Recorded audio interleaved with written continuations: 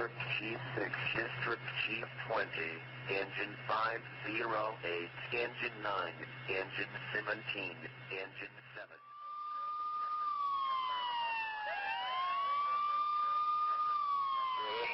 Engine 1 to form and attack line is the first floor. Advising you have your line in place. Copy, receive. Deploying attack line to the first floor.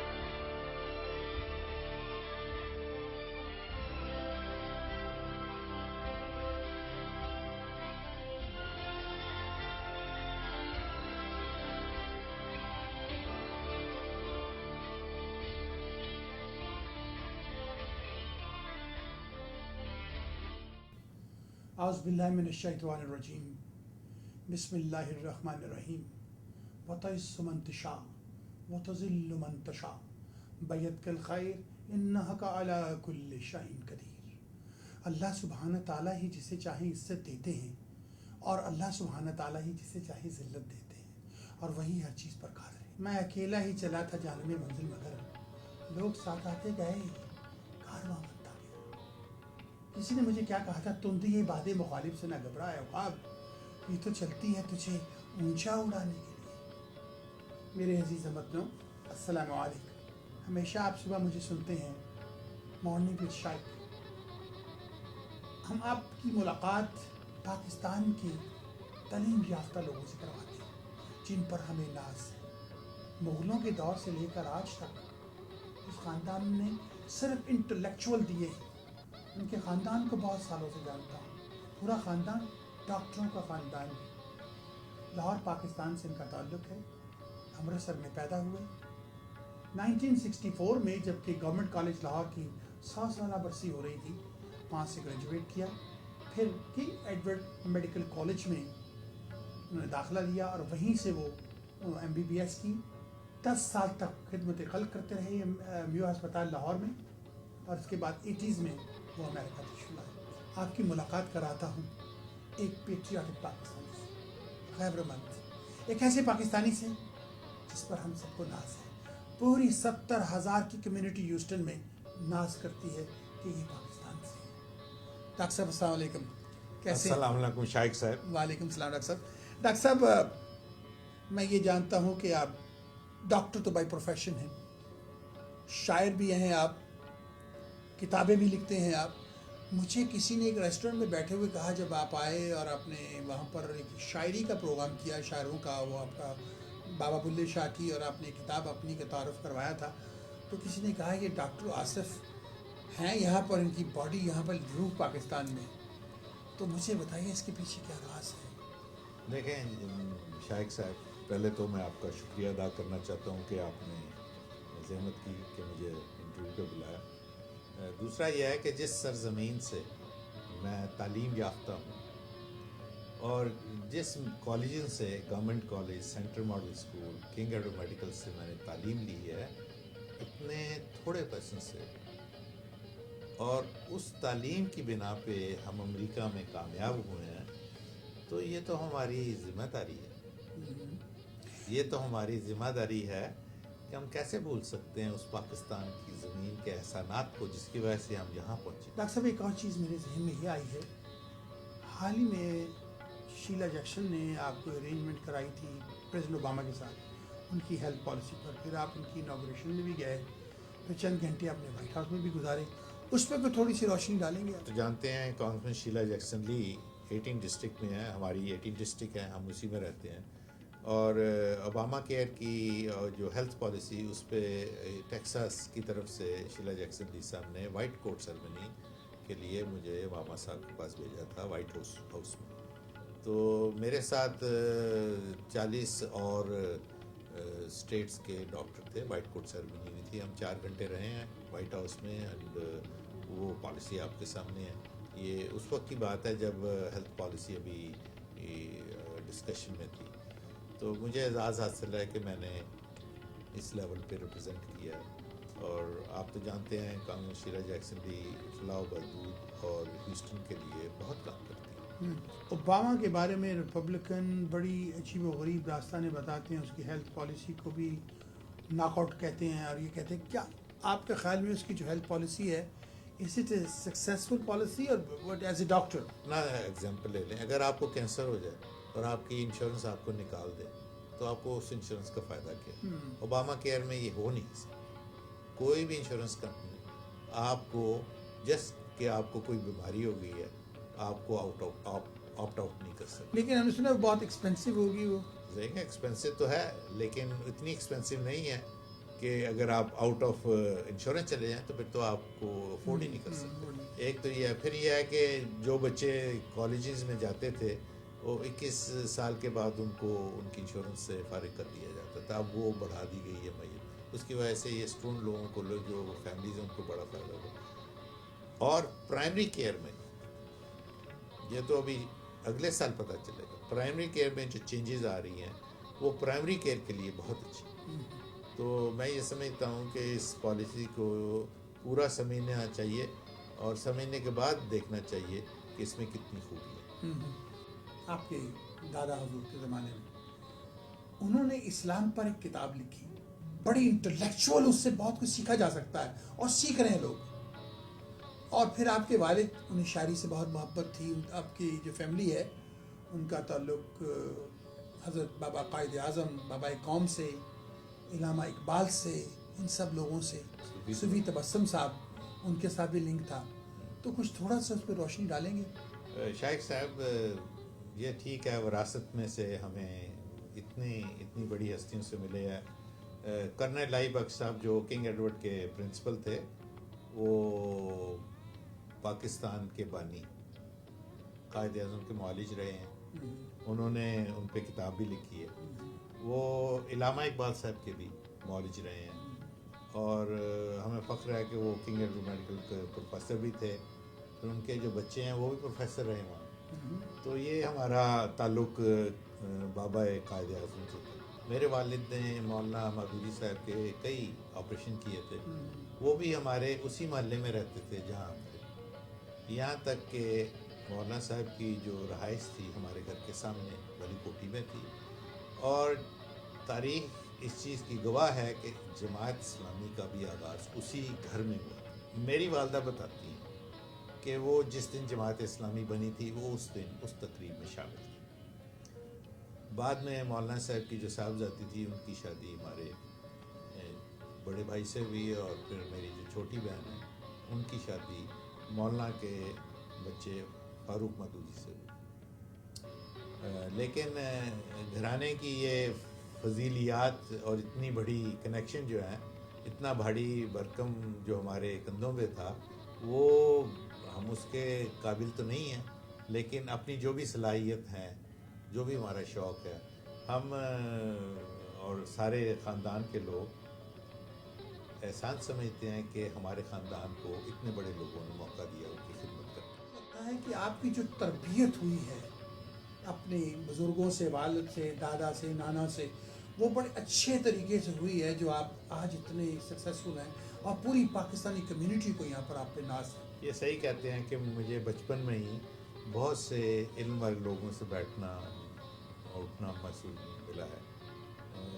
یہی میں آپ کو سمجھا دوں کہ والد صاحب کے پاس بیشتر اوقات شاعر لوگ ان کے مریض تھے۔ والد صاحب جو ریٹائر ہوئے تو پھر یہی شاعر جو تھے وہ میرے مریض بن گئے۔ تو بھی تبسم صاحب بھی شاید آپ کے وہ ہاں، مریض رہے۔ عرصہ دراز تک میرے مریض رہے اور ان کا شوق تھا کہ وہ شام کو گھر بلاتے تھے، وہاں محفل ہوتی تھی شعر و شاعری کی، اور اس شعر میں سارے لاہور کے شعراء یہاں آتے تھے۔ ان میں سے ایک خاص شاعر فیض احمد فیض ہوتے تھے۔ اور مسجد خضرا کے پیچھے میری ان سے ہر روز صبح ملاقات ہوتی تھی، جب صبح ہم چکر لگاتے تھے سمن آباد میں، ارد گرد شیخ ستر صاحب، صوفی صاحب، کچھ اور لوگ بڑے ہی پیارے شاعر تھے، بڑی پیاری شخصیت کے مالک تھے۔ بات دراصل ریڈیو پاکستان میں مجھے لانے کا صحرا بھی انہی کے ہاتھ تھا، انہی کی وجہ سے، اور زید بخاری سے ملاقات تو بہت بعد میں ہوئی، انہی کی وجہ سے میں ریڈیو پاکستان لاہور میں آیا۔ باسط صاحب سے انہوں نے مجھے ملایا، اور صوفی صاحب کا بڑا کرم ہے میرے اوپر، ان کی بڑی نوازش ہے کہ جو میں ریڈیو کی دنیا میں، ٹیلی ویژن کی دنیا میں آیا، ان کا اس پہ بڑا ہاتھ۔ صوفی صاحب اور فراز صاحب یہاں آئے ہیوسٹن میں نے دیکھا ان کے ساتھ آپ کا کافی لنک، نہ صرف یہ کہ صوفی صاحب آپ کے پیشنٹ تھے، لیکن فراز صاحب تو میرا خیال آپ کی ان کی اچھی دوستی تھی۔ ان دونوں شاعروں میں کیا فرق ہے اور کیا بتا سکتے ہیں آپ مجھے؟ میں یہ سمجھتا ہوں کہ جو وقت میں نے صوفی صاحب ساتھ گزارا تھا اس میں ایک واقعہ سناتا ہوں کہ ایک شام میں صوفی صاحب کے بیٹھا تھا، تو ان کے گھر اس شام کو فیض احمد فیض تشریف لائے اور بات چیت ہوئی۔ ملنے کے بعد فیض احمد فیض نے کہا کہ صوفی صاحب میں اپنا کلام لے کے آیا ہوں تو آپ اس کو ذرا کریکشن کریں۔ تو اس کے بعد پھر فیض احمد فیض نے اپنا کلام پڑھا، صوفی صاحب سنتے رہے، کئی دفعہ میں کہا دوبارہ پڑھیں، پھر انہوں نے جو بھی کریکشن کرنی تھی اس میں کی، اور میں اس ساری مشق کو 1 گھنٹے تک ان کے ساتھ بیٹھ کے سنتا رہا۔ تو گھنٹے کے بعد جب یہ ختم ہوا تو میں نے فیض صاحب سے سوال کیا کہ آپ اتنے پایا کے شاعر ہیں، آپ کو لیلن ایوارڈ ملا ہوا ہے، آپ کی عمر اس وقت 63 برس کی ہے، آپ کو اس وقت صوفی صاحب سے اپنے کلام کو ٹھیک کرانے کی ضرورت کیا ہے؟ تو ہنس کے بولے کہ یہ میرے استاد ہیں، میرا کوئی بھی کلام جب تک ان کی نظر سے نہ گزرے وہ پبلش نہیں ہو سکتا۔ اللہ، اور استاد کا احترام اتنا کہ صوفی صاحب اوپر بیٹھے ہیں اور وہ نیچے بیٹھے ویری گڈ۔ ہیں، اور وہ تا حیات صوفی صاحب کے یہی مقام رہا ہے۔ میں سمجھتا ہوں کہ صوفی صاحب اپنے تمام شاگردوں میں سے سب سے زیادہ پیار فیض صاحب سے۔ فراز کے بارے میں آپ مجھے کیا کہ فراز صاحب کے ساتھ ہمارے مراسم اپنا کے تھرو تھے، ایسی؟ اور فراز صاحب کا میں آخری ملاقات ان کی ہوئی جب واشنگٹن میں پنجابی کا مشاعرہ ہو رہا تھا، میں اس کی صدارت کر رہا تھا، اور دور سے فراز صاحب پنجابی مشاعرہ سننے کے لیے تشریف لا رہے تھے۔ میں نے ساتھ ڈاکٹر امان اللہ بیٹھے تھے، میں نے ان سے کہا امان اللہ صاحب کے احمد فراز صاحب آ رہے ہیں، یہ حفظ ما تقدم کا تعلق ہے، ان کو اسٹیج پہ بلا کے آپ ان کو صدارت پہ بٹھائیں۔ میں صدارت سے اترا، میں جا کے ملا، میں نے ان کو کہا کہ آپ آ جائیں صدارت کریں۔ فراز صاحب کہنے لگے عاصم میاں آج میں آپ کی صدارت میں پنجابی مشاعرہ سننے کے لیے آیا۔ کیا پیاری بات کی، بیٹھ گئے، سارا مشاعرہ سنا انہوں نے۔ تو بعد میں مشاعرے کے بعد وہی گپ شپ، پرانی باتیں، اگلی باتیں، تو ظاہر ہے ان سے ایک خاص قسم کی محبت تھی اپنا کا کوئی بھی مشاعرہ فراز احمد کی ذات کے بغیر ہوتا نہیں تھا، وہ آخری مشاعرہ تھا ہمارا، ان سے یہ تعلق یہی تھا، شعر و شاعری مشاعروں سے، اور وہ بھی دل بھر کے خوبصورت اپنی آواز میں، اپنے خوبصورت کلام میں، کہ جو بھی وہ سناتے تھے لوگ جھوم جھوم اٹھتے۔ ایک کتاب میں نے میری نگاہ سے گزری آپ کے دفتر میں، جس میں تقریباً 300 کچھ شاعروں کا ذکر ہے، بابا بلے شاہ کے بارے میں لکھی. یہ کتاب میں نے دیکھی ہے, میری نگاہ سے گزری ہے یہ کتاب, اس میں تمام شاعروں کا 300 کچھ شاعروں کا ذکر ہے. اس کتاب کے بارے میں آپ تھوڑی سی روشنی ڈالیں گے؟ دیکھیں, میرا تعلق جو پاکستان سے ہے, پاکستان کی نیشنل لینگویج اردو ہے, اور پنجابی کے اندر 60% الفاظ اردو کے ہیں. اور اس کتاب کو سب کو سمجھنے کے لیے میں نے یہ کتاب پنجابی شاعروں کا جدید تذکرہ تو لکھی ہے, لیکن اس کو بیان میں نے اردو میں کیا ہے اس طریقے سے کہ عام لوگ اس کو سمجھ سکیں. جو پنجابی نہیں سمجھتے اردو میں سمجھ سکتے.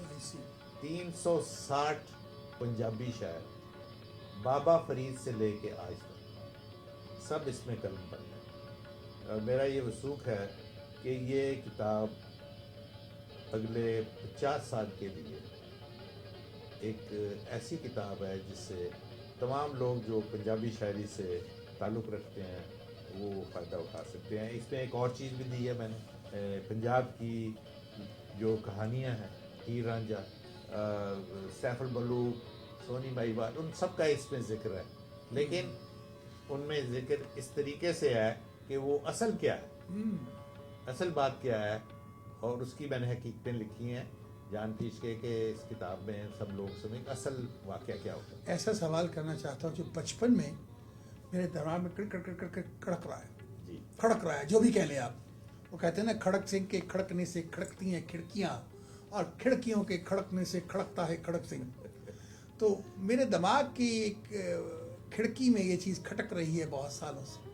ہم سنتے آئے ہیر رانجھا, شیریں فرہاد, لیلا مجنوں, سونی مہیوال, سب کے بارے میں ہم سنتے چلے آئے. کیا یہ صرف کہانیاں ہیں؟ نانی اماں, دادی اماں نے بچوں کو سنانے کے لیے یہ کہانیاں بنائیں اور بچوں کو سنایا, یہ کہانی تھی. اور پھر ایک ایسا واقعہ کہ عاشق تو معشوق کے پاس جاتا ہے, معشوقہ عاشق کے پاس دریا پہ گڑا رکھ کے تیر کے آ رہی ہے اور اسے بھی ڈوب کے مر جاتی ہے. اس کے پیچھے کیا راز ہے, وہ کیوں آئی, وہ کیوں نہ گیا, اور لیلا مجنوں, یہ ساری کہانی کیا سچ ہے یا یہ جیسے کہانیاں ہیں؟ کہانیاں نہیں ہیں, یہ سچے واقعات ہیں. اور اس کی میں آپ کو ایکسپلینیشن دیتا ہوں کہ وہ اس کو مچھلی کھلانے جاتا تھا, سونی مہیوال. اب یہ ہے کہ ایک دن مچھلی نہیں ملی تو اس نے اپنے ہی جسم کا ایک حصہ لے کے تو اس کو پیش کیا. اب یہ ہے کہ آپ تو جانتے ہیں میں ڈاکٹر ہوں, اب کوئی انسان اپنے جسم کا ایک حصہ نکال کے دے تو وہ انفیکشن تو ہو جاتی ہے, وہ دریا میں سے تیر کے سونی کے پاس کیوں جائے. اب حالات جہاں تک پہنچے تو پھر سونی کو اس کو آنا پڑا, اور سونی پیار و محبت کی خاطر یہ سمجھ کے کہ یہ آ نہیں سکتا, تیر نہیں سکتا, کیونکہ اس کو مسئلہ ہو گیا ہے, اس کو جانا پڑتا تھا. یہ ایک ایکسپلینیشن ہے میری سوچ کی کہ جس کی وجہ سے ایک عورت کو مرد کے پاس جانا, حالانکہ پنجاب کی روایت مرد عورت کے پاس جاتا ہے. تو اس دوران یہ جو مسئلہ ہوا ہے, پھر وہ آپ تو جانتے ہیں کہ اس کا جھگڑا جو تھا وہ ساری بات تو ہے.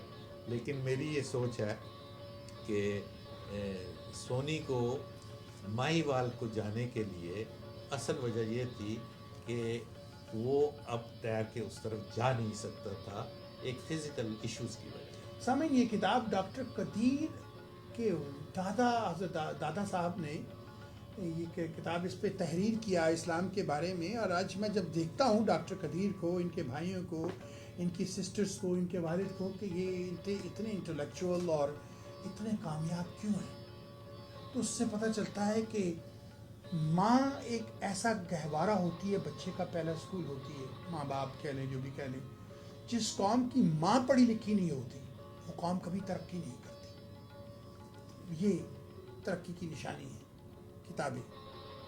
جو بچہ ان کتابوں کو پڑھتا ہے وہ بہت کچھ سیکھتا ہے. آج پاکستان ترقی کی طرف اس لیے نہیں ہے کہ کچھ ایسے عناصر ہیں پاکستان میں جو عورتوں کو تعلیم نہیں دینا چاہتے.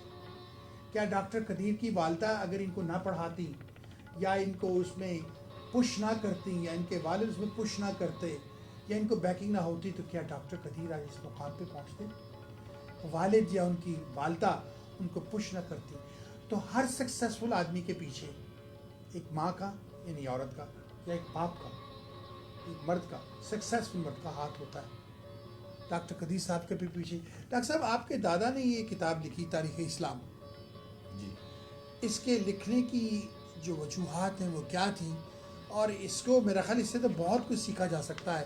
کیا آپ نے اس کتاب کو پبلکلی ڈسٹریبیوٹ کیا؟ کیا کہاں ملتی ہے، کہاں سے لی جا سکتی ہے؟ والدہ کا آپ نے نام لیا ہے. میں نے ایک چھوٹا سا شعر ہے، میں نے والدہ پہ ہی لکھا ہے کہ میرے میں جو بھی ذرا اجالا ہے، میرے میں جو بھی ذرا اجالا ہے وہ میری ماں ہی کا حوالہ ہے. ہاں ہاں کیا بات ہے. تو والدہ صاحبہ نے یہ مجھے کہا تھا کہ دادا حضور کی جو کتاب اسلام پہ لکھی گئی ہے وہ دوبارہ اسی شیپ میں پبلش کی جائے. تو میرے چھوٹے بھائی جو ہیں طارق انور قدیر صاحب نے، انہوں نے یہ سارا کام ترتیب دیا.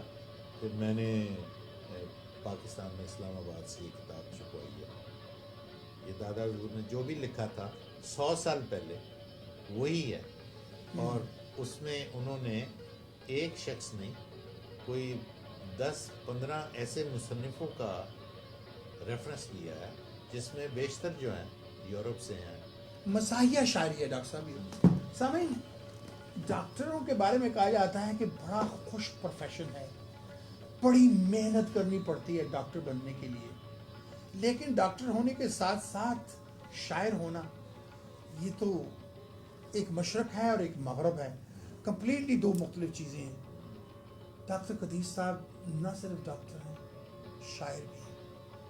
ڈاکٹر صاحب یہ مزاحیہ شاعری جو ہے اس کا شوق آپ کو کیسے پڑا؟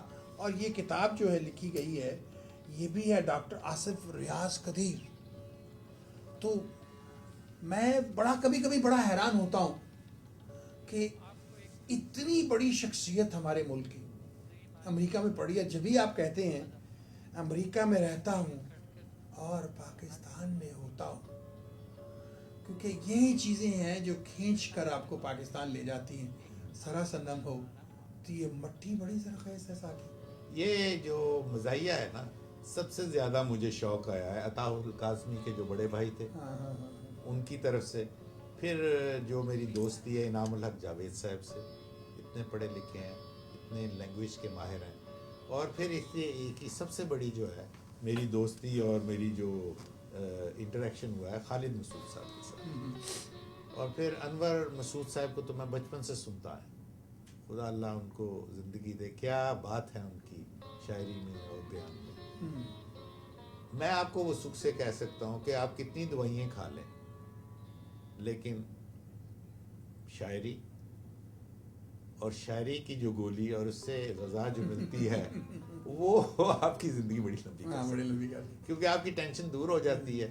اور ٹینشن جو ہے وہ ایک بڑا مسئلہ ہے، آپ تو جانتے ہیں.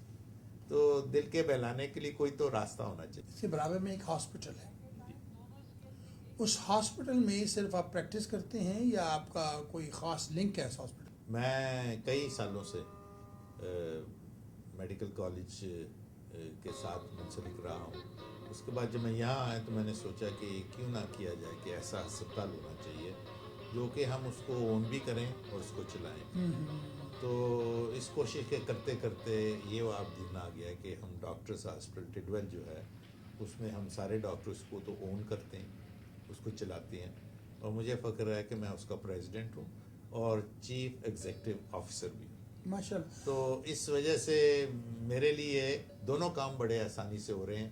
تو یہ بھی اللہ کی عزت ہے. دیکھیں آپ نے تو شروع میں کہا تھا یہ اللہ جس کو عزت دے.